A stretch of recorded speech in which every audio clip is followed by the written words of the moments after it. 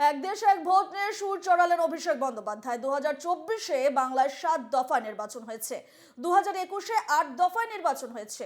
তাহলে 140 কোটি মানুষের জন্য একেবারে ভোট হবে কি করে? যদি 5 বছরে 3-4 বার ভোট হয় তাহলে সরকারের দায়বদ্ধতা থাকবে। তাহলে এই বিল মানুষের অধিকার কেড়ে নেবে। যতক্ষণ বিরোধীরা থাকবে ততক্ষণ এমন বিল পাস হবে না।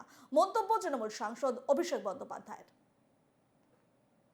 এক নির্বাচন অর্থাৎ ওয়ান নেশন ওয়ান ইলেকশন নিয়ে যারা আজকে বলছে এক দেশে এক নির্বাচন হবে এবং একসাথে নির্বাচন করাবো, এই কথাটাই হাস্যকর। তার কারণ আমরা বারে বারে বলে এসেছি এবং এই যে কেন্দ্র সরকারের ধারাবাহিক বৈমাতৃসুলভ আচরণ, এটা আপনারা বিগত দিনগুলিতে দেখেছেন।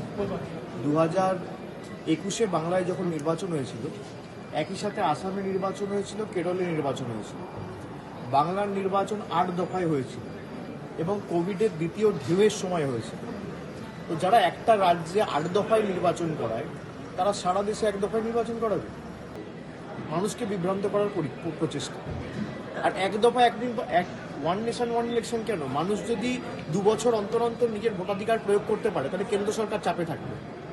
মানুষের অধিকার ছিনিয়ে নেওয়া, এটাই তো আমরা বলেছিলাম সংবিধান পাল্টে দেওয়ার যে প্রচেষ্টা, এটাই তো সংবিধান পাল্টে দেওয়ার প্রচেষ্টা।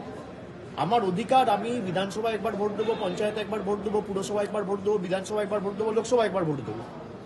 আমার 5 বছরে 6 বার ভোট দেওয়ার অধিকার, সেটা আপনি কেড়ে নেবেন, কি বলবেন একবার ভোট দেবো? এটা হয় নাকি?